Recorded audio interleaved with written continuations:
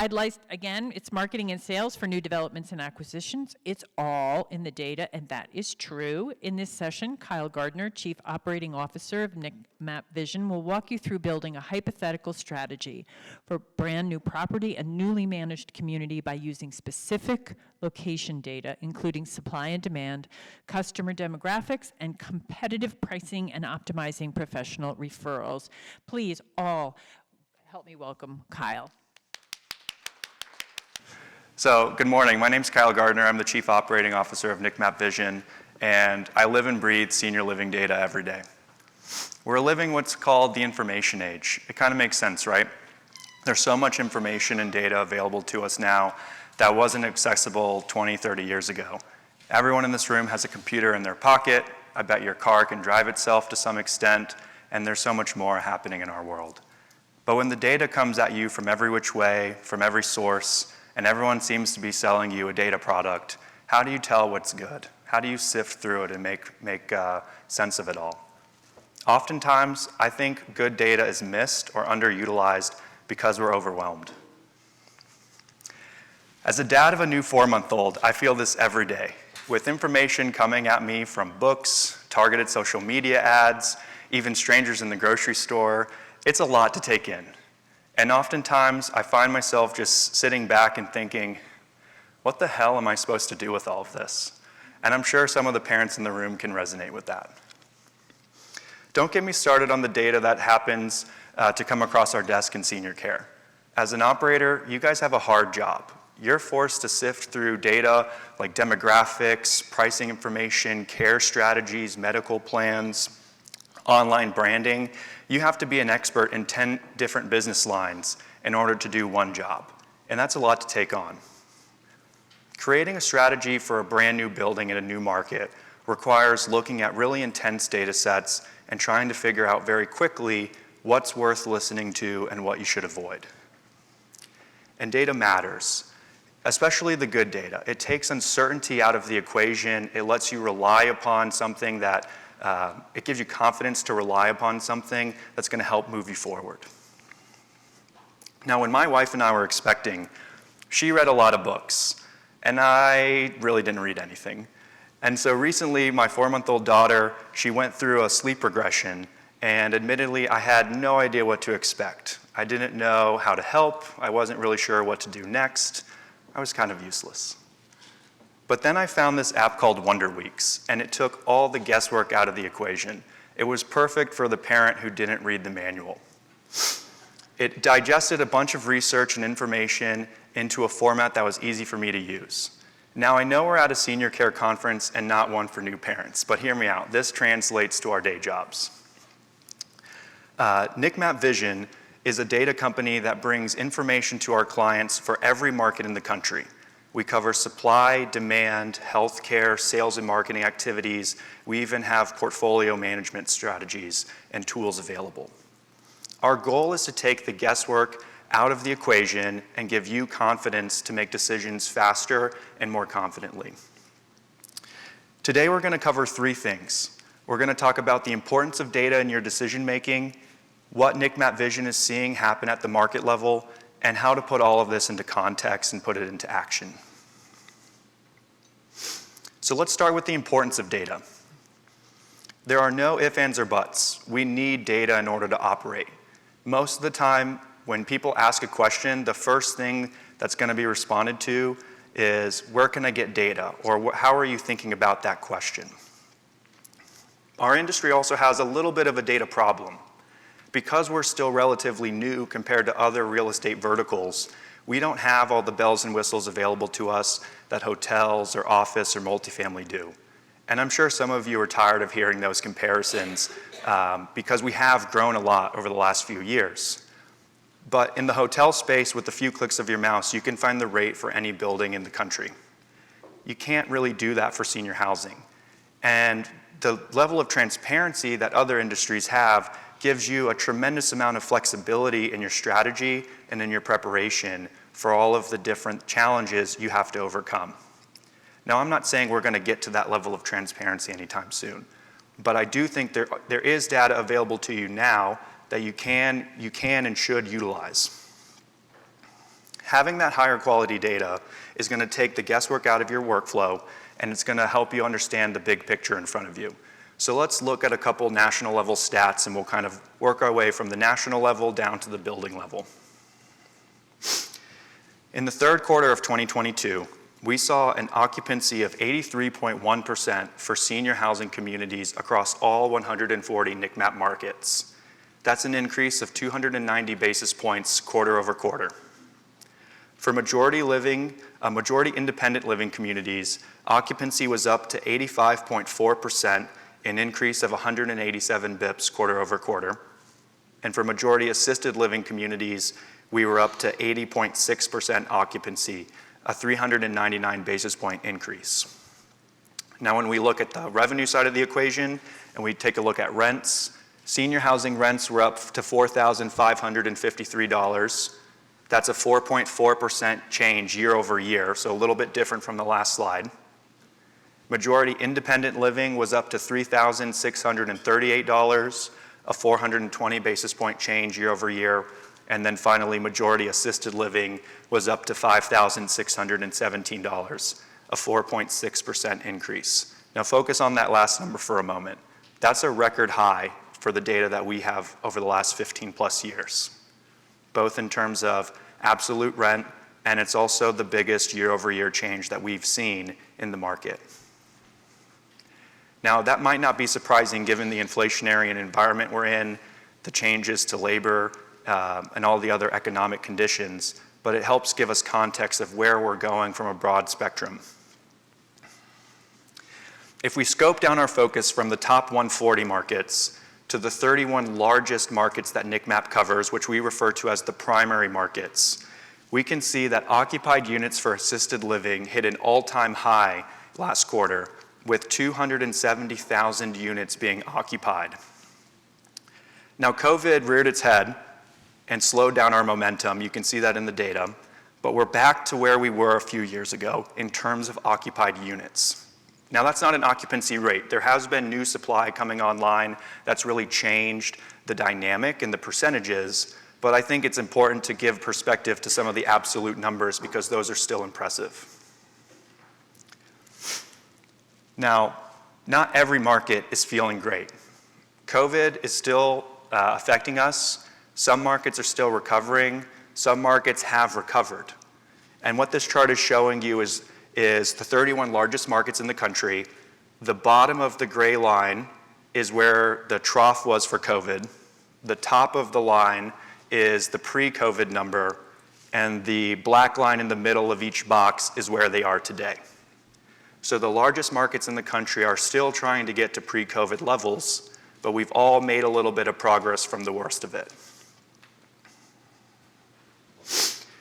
And I'll add that one of the main reasons we see the bounce back happening is pent-up demand entering or re-entering the market. So people were either leaving communities and now they're coming back, or they had delayed their move-in decision because of COVID or something else, and now they're willing to return.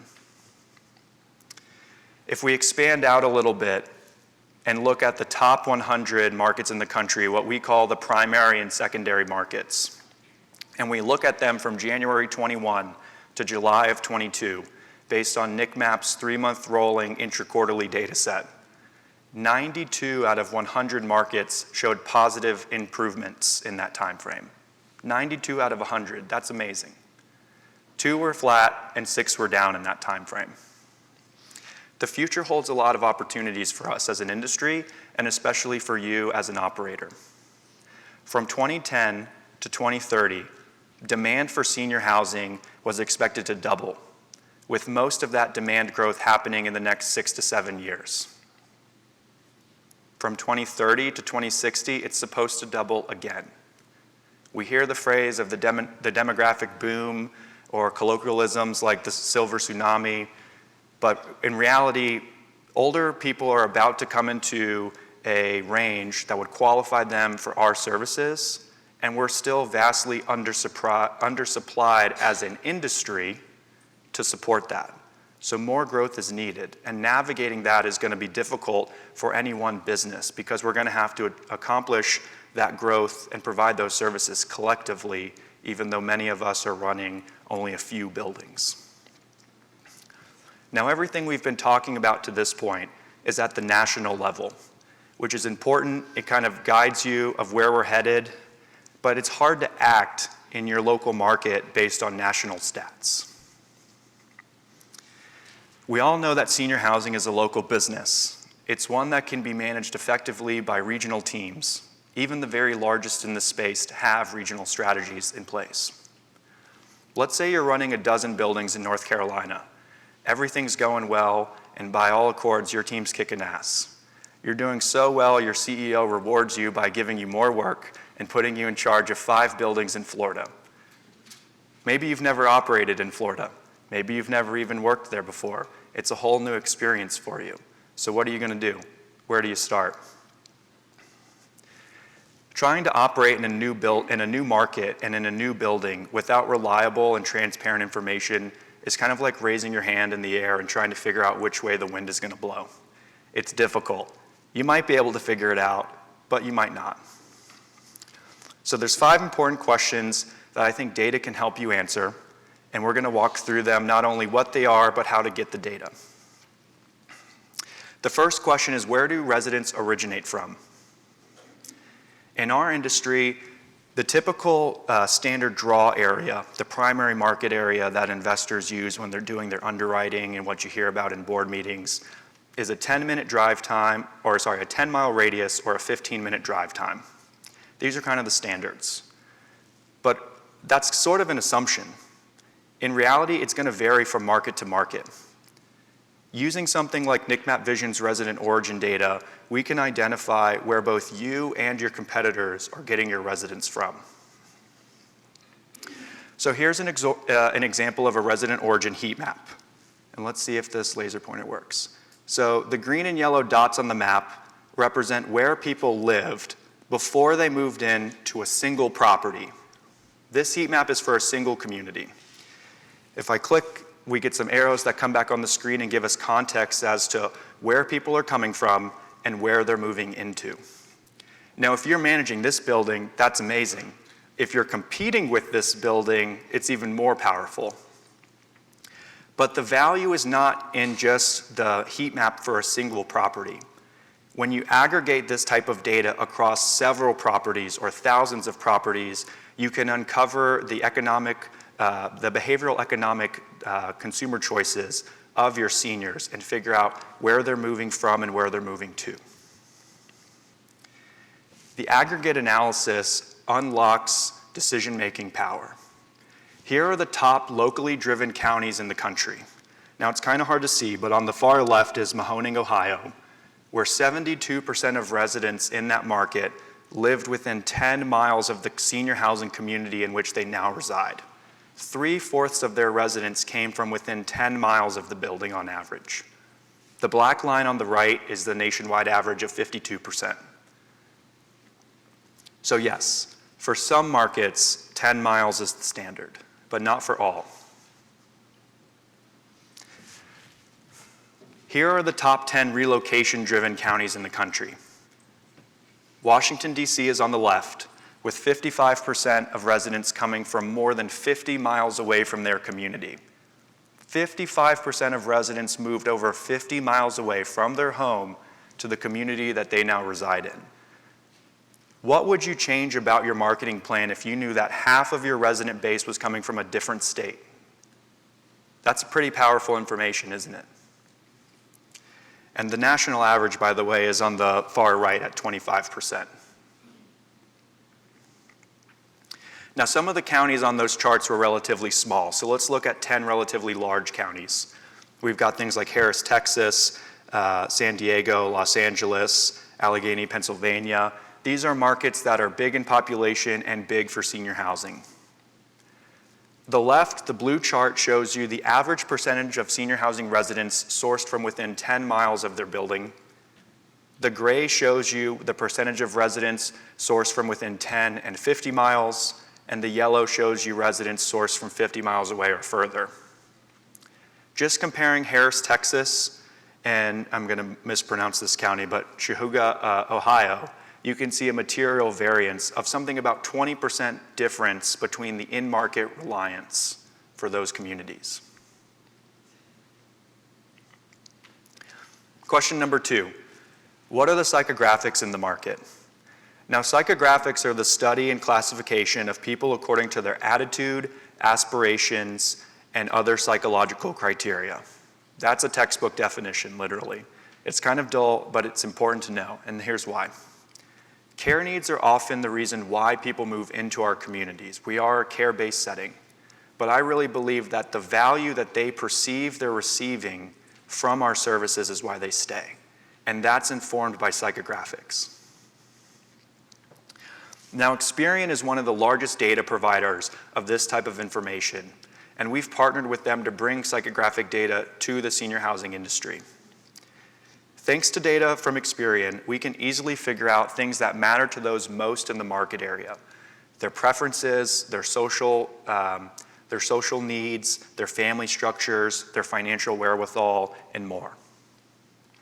When used correctly, this data allows you to better understand your potential customer, their families, and the market at large.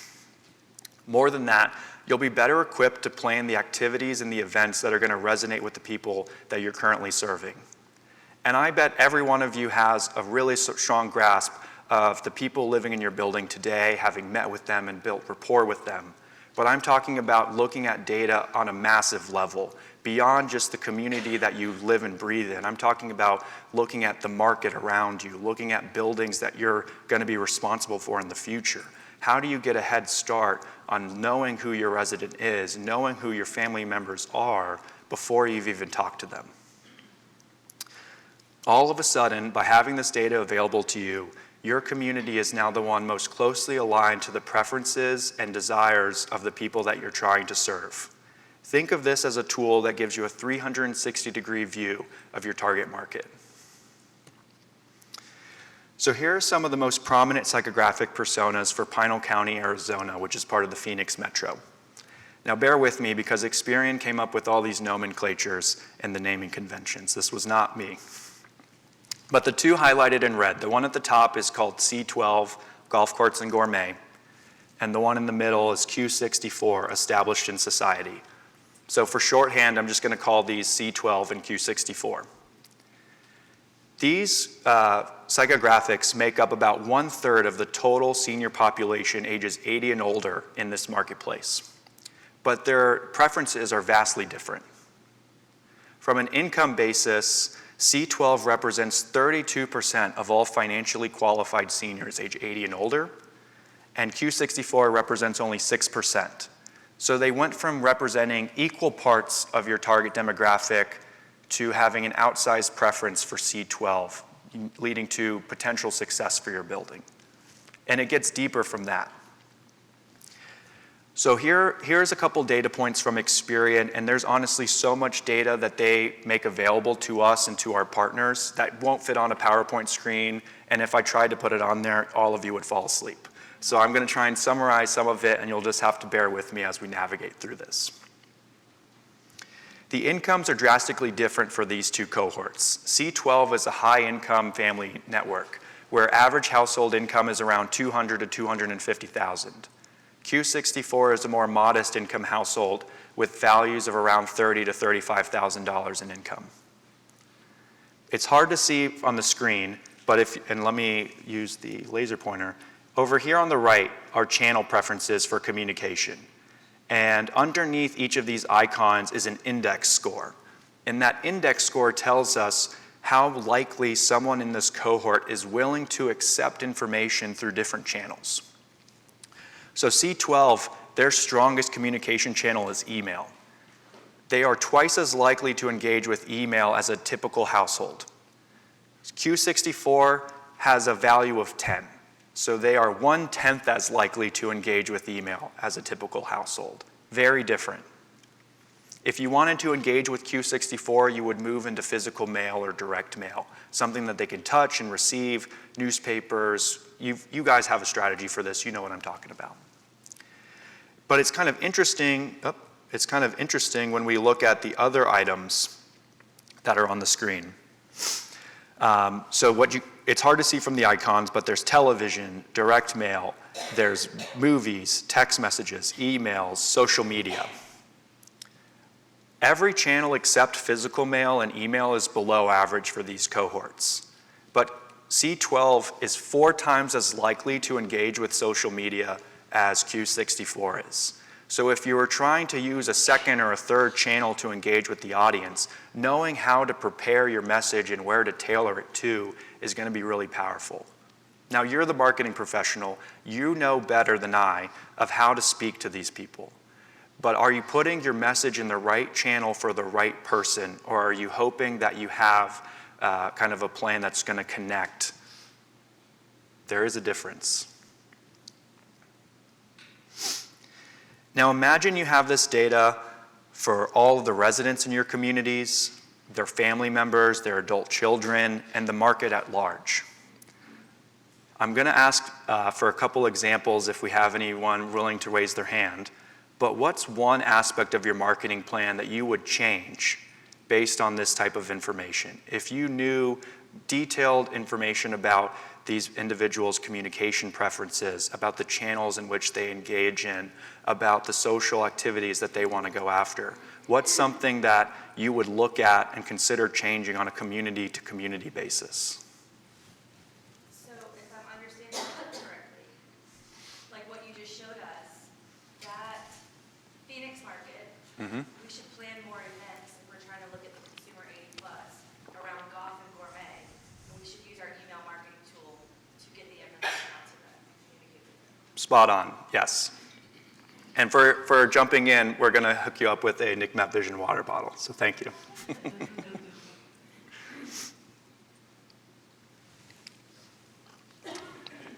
Okay. So instead of hearing anecdotes from me all day, I interviewed one of my customers who's been an operator for over a decade to add some anecdotes to this. So you guys could hear from someone who's using this data right now some best practices and feedback. Now, they asked to be anonymous in the speech, but these are their words I'm going to share with you now.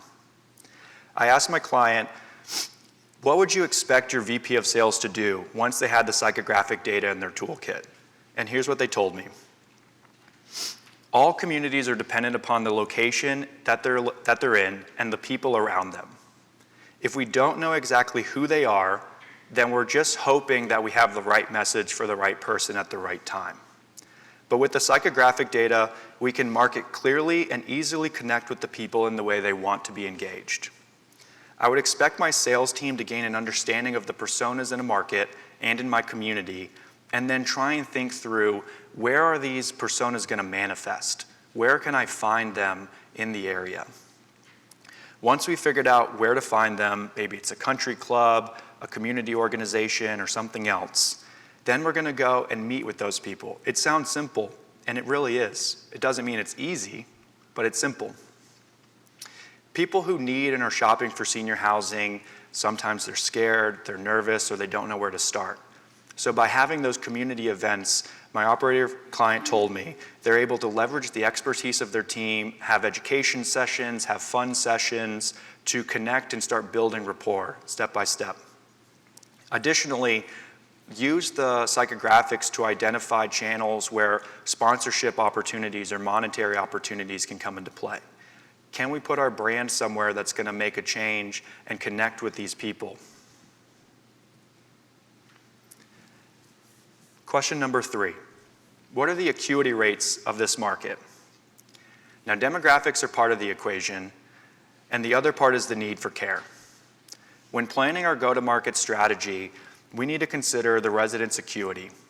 Do they have diabetes? Do they have early onset dementia? Are they struggling with other conditions?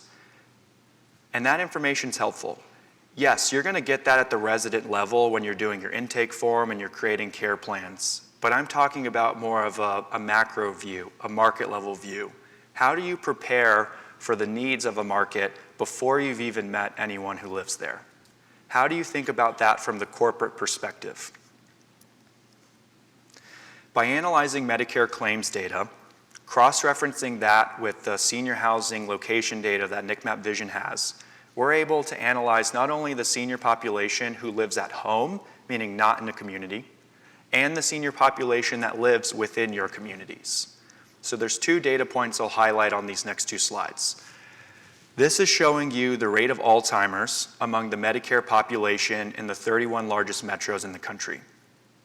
On the right is Miami, which has an 8.3% rate of Alzheimer's across all Medicare patients. So basically everyone over the age of 65 is in this bucket. Compare that to Portland, which is on the left, with the lowest rate of Alzheimer's of 2.7%. That's a 3-fold difference between a low acuity and a high acuity market specific to Alzheimer's. If you knew that going in, whether you're building something from the ground up or you're taking something over that's already established, how you could easily leverage that data to think about what unit mix you're going to take to market, what type of services you're going to have available, what kind of staffing you're going to want to think through.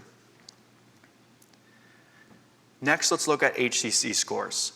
Now, this is a metric defined by CMS, and I think for the skilled nursing players in the room, you've probably seen this and you're familiar with it. But for senior living, for private pay, this is somewhat of a new concept that NIC MAP Vision is trying to introduce.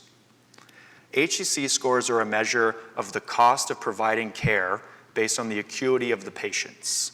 The higher the number, the more expensive and the more complex the care is needed for that person on average. Now, we've analyzed the CMS claims data to back into these numbers for senior living private pay residents. And what it shows us is a vast difference of acuity across communities. On the right side of the screen, and no, it's kind of hard to read, but on the right side of the screen is Tampa with the highest HCC scores of 2.8, and San Francisco's on the left with 1.5. Again, almost a 2x difference in terms of acuity and complexity of care. Having and taking advantage of this data is going to help you twofold. First, it's going to inform how do you deliver care? What units do you need to bring to market? What service providers do you need to have in check? Is there an opportunity for you to specialize and partner with a local health system as a preferred senior living provider? Yes, we're in a private pay business, but the overlap between healthcare and our industry is only growing year over year, especially as healthcare moves to an outcomes-based model. And when this overlap continues to grow, you have an opportunity to take charge of the partnership between you and healthcare and get investments back into your community to control the value. And when that's done successfully, when you can create an ecosystem where all parties win, your residents are going to be happy, they should be healthier because they're getting the services they need.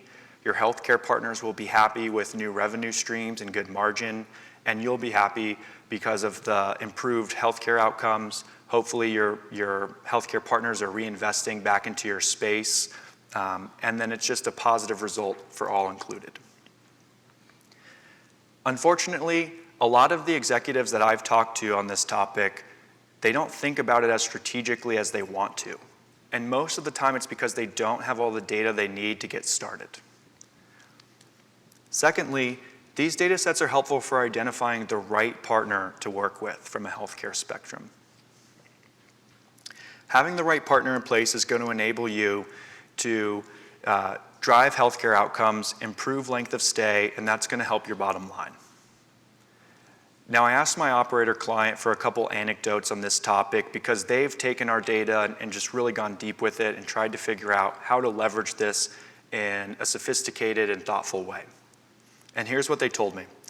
They said, we use the healthcare data to identify who's providing services in our market now, and then we go and talk to every one of those providers and figure out who has packages tailored for senior living and isn't just giving us the off-the-shelf offering. This helped them identify and win a PCP relationship where the provider put a nurse practitioner in their building 5 days a week as part of the relationship. Understanding the players in the space allows the operator to have the leverage in the relationship with the healthcare provider. There is Medicare spend happening with every one of your residents in your building. It's not funneling through your business, but you can guide and inform some of that. And by realizing that there are millions of dollars of Medicare spend flowing through your residents every year, and that when you set up partnerships with healthcare providers, whether it's rehab or something else, you are giving that healthcare partner one of the highest margin businesses that they could ever ask for. And if they're not reinvesting back into your community, that's a missed opportunity. And this data is going to help you uncover that. I asked my client to give some advice to other executives for using this data for the first time and how to approach it. And they said that they would recommend pointing to some of the more national, well-known models where there is a value exchange between the provider and the operator, like an Empower Me Wellness. Ask every prospective partner that you're working with, what do you do for me as a senior living provider? You might catch your provider off guard. They may not be aware of these other models, or they may be unwilling to change their status quo, and that's fine.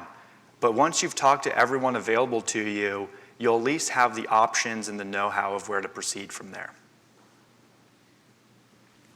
Question number 4. What is the occupancy and rate by care segment in a market? Now, we're running a business.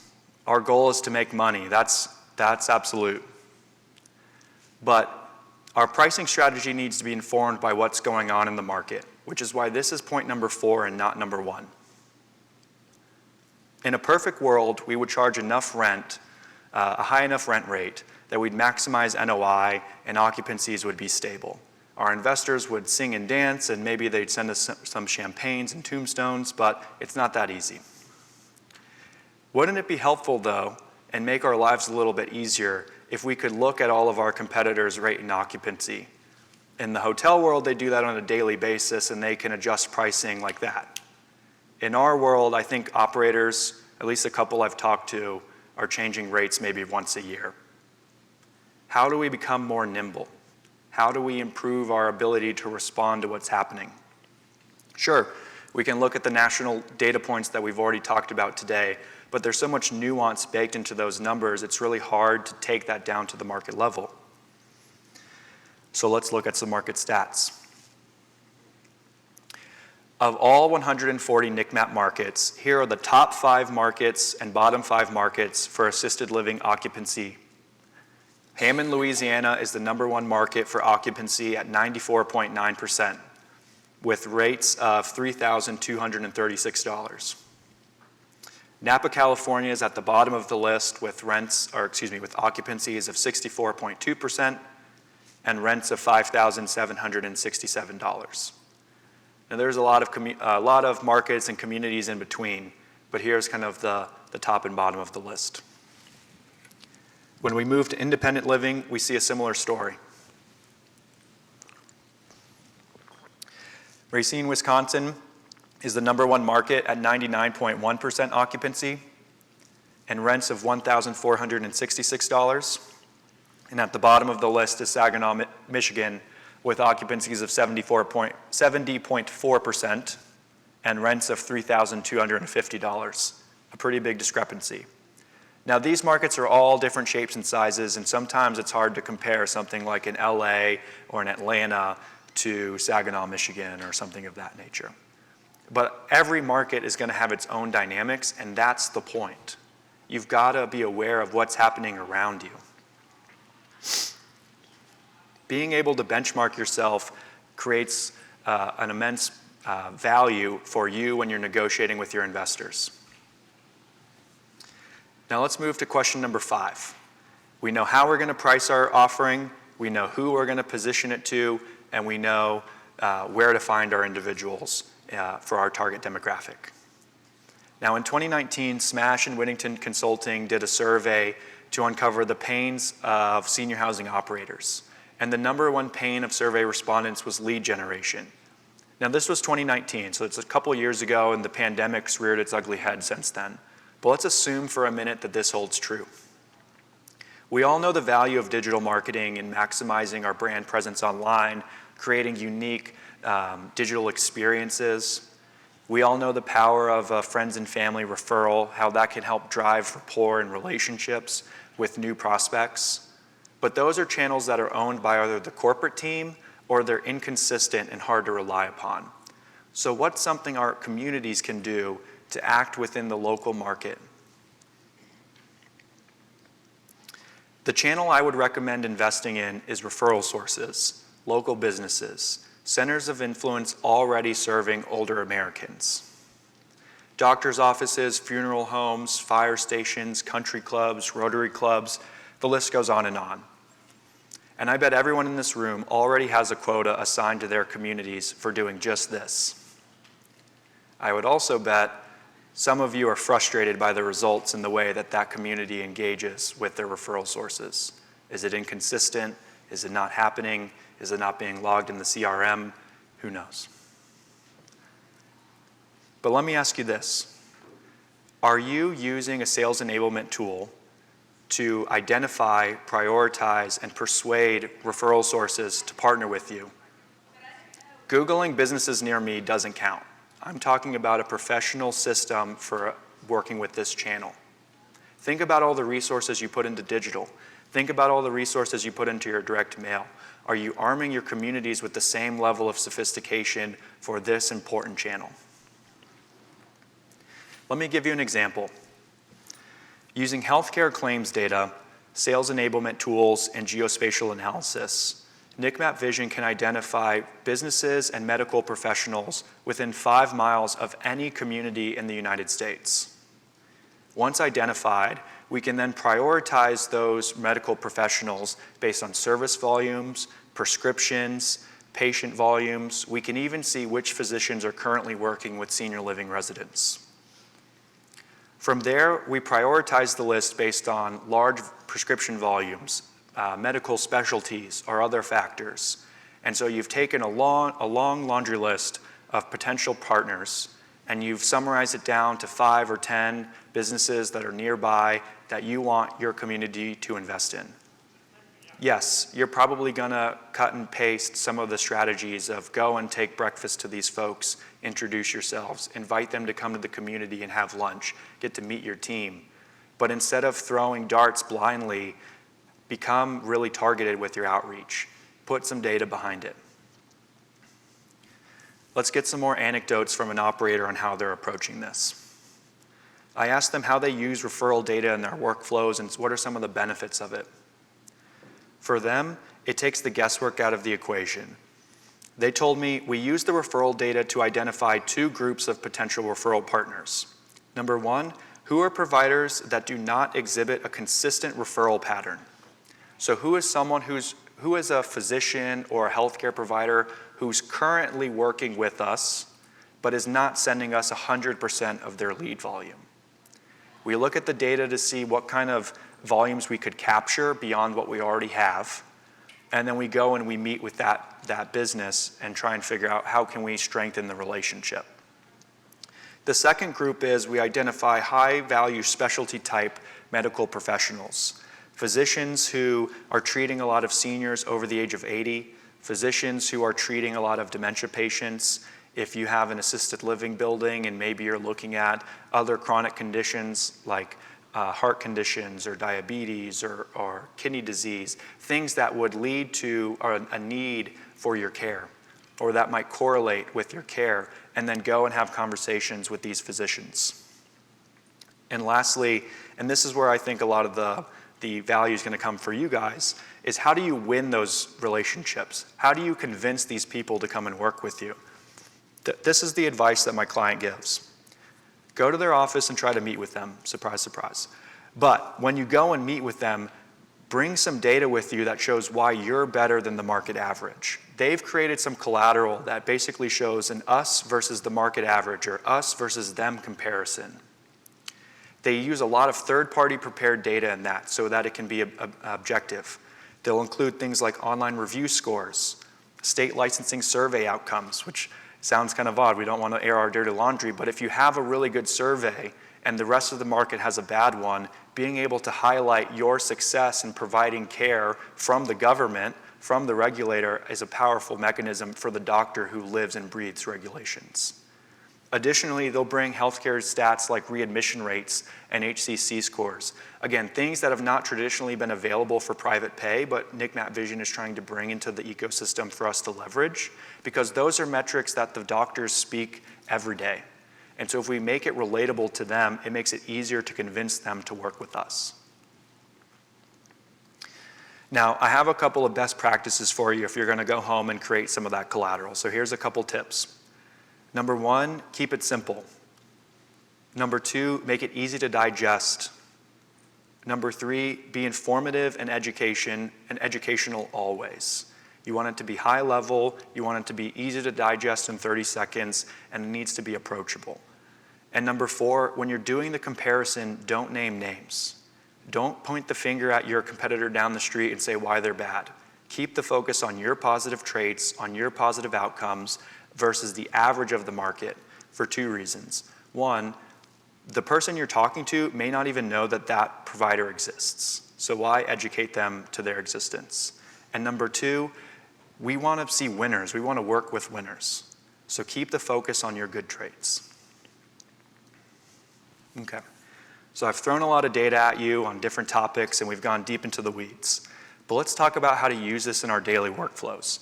Let's talk about how to turn this into action. Let's say your company takes over the management of an assisted living and memory care property in a market you've never operated in before. It's had success in the past, but in the past 12 months, the assisted living segment is really struggling. Things are going bad.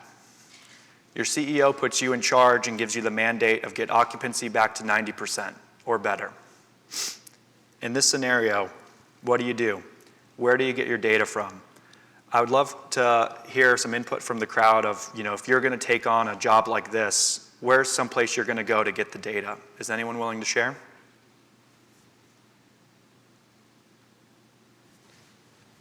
For what we do, which is higher end independent living, we get a lot of data from John Burns. It's real estate.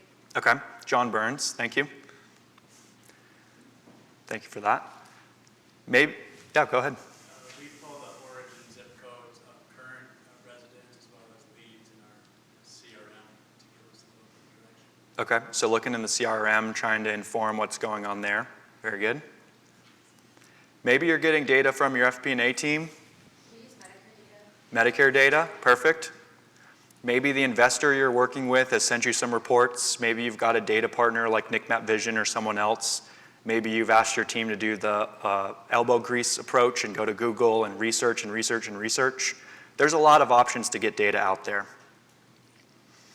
But how do you feel about those current data sources? And this one, no one has to answer out loud, but just think about it. Do you feel great about the data sources? Are they easily accessible and they're always reliable? Do you feel okay?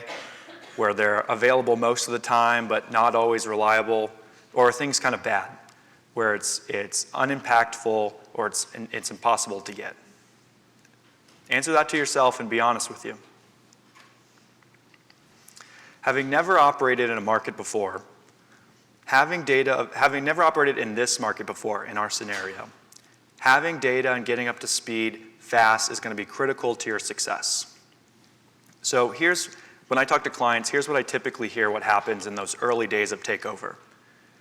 Management's going to focus on the big ticket items like investing CapEx dollars to renovate or reposition the building. We're going to review talent to either train up staff or exit them out. We'll implement the operational playbook so that we have our team, our care standards in place. As the marketing and sales leader, you'll probably start with a competitive analysis, looking at who your comps are and your peers are in the market, doing a care level by care level analysis to figure out how pricing is going to run out and play out. You'll do some research on construction projects to figure out future threats to your community and future competitors you'll have to manage around. And all this data is going to inform your pricing strategy. You'll probably meet with current residents and their family members to figure out the strengths and the opportunities of your current experience. And then you'll incorporate some of the other data that we talked about: demographics, psychographics, acuity levels, and more. With all this in hand, you start building out your sales collateral, your messaging. You put together your digital campaigns and your online experiences, and then you meet with referral partners to build relationships. It's a lot to take on. So let me give you a real-world example. And I have a couple slides with a ton of data. You don't have to memorize this. It's real information, but all the data has been anonymized. So I want to tell you the turnaround story of Amazing Living and how they use data to come out of a tough situation. So Amazing Living is an assisted living memory care property with 90 assisted living units and 58 memory care units. There's 5 comps in the market that have been deemed true competitors and 2 construction projects currently underway. Amazing Living has had below market rents for some time now, but occupancies were always pretty in line with the market average until the last 6 to 12 months when they took a precipitous drop down to 30% in the assisted living segment. That's pretty brutal. There was a change made and they used data to turn the ship around. Looking at some of the demographics in the marketplace, we see that 44% of seniors age 80 and older were living alone by themselves, and this market was actually contracting from a population standpoint as people were moving away from the market to other areas. On the private pay acuity side, we see that the average HCC score is about 2.49, so relatively high acuity in this marketplace, a tough thing to navigate. The resident origin data tells us that about 70% of residents in the market lived within 10 miles of the building before moving into the community they now reside in. So very reliant on the local marketplace, with only 17% of residents coming from over 50 miles away. So as the influence in this market, the adult child may not be as strong of an influence here as the senior themselves, unless that adult child is already in the market and the senior's already with them. When we look at the psychographics, and there's way too much data on the screen to digest, so let me just walk you through it, we see that there's a broad mix of consumers and preferences in the marketplace. And when we look at the data for the income qualified psychographics, those that are going to be able to afford our services, we see that the individuals that are going to be able to afford our service are most likely to engage in physical mail and social media channels. They're going to engage with messages and images that portray the American values and the American dream. So things like honesty, loyalty, and pride need to be resonating through our tones and our message. And they're more likely to engage with brands that offer them special deals. So with all this data in hand, Amazing Living puts together a strategy that calls for doubling down its investment in social media ads, doubling down on paid mail. They cut their rents pretty intensely, and they position that rate cut as a special opportunity, a limited time deal for their target segment. In over a few months, 1, 3, and 6 months, they turned occupancy around, getting up to 83% and passing their benchmark. Now, there's a lot of factors in play, and it's not just the data that makes this possible. They could have done this without the data, sure, but why make it more difficult for ourselves? By tailoring the message to the target audience, meeting them where they were able to successfully win occupancy and win market share. Now I'll end today with a few more anecdotes from a customer because I think their words are far more powerful than mine.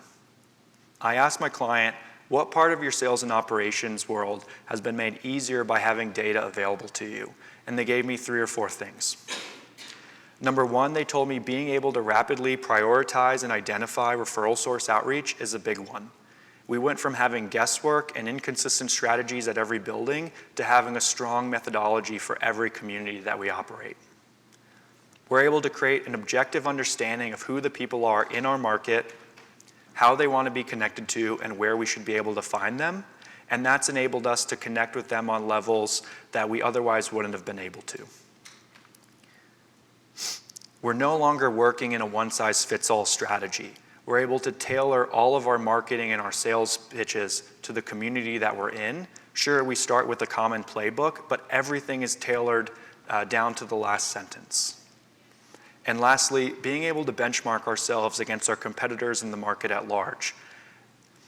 If we're having a strong month and we're up net 5 residents, that's something we should celebrate, that's something we should be happy about. But if all of our competitors are up net 10 in the same time period, then we're losing market share and something's wrong.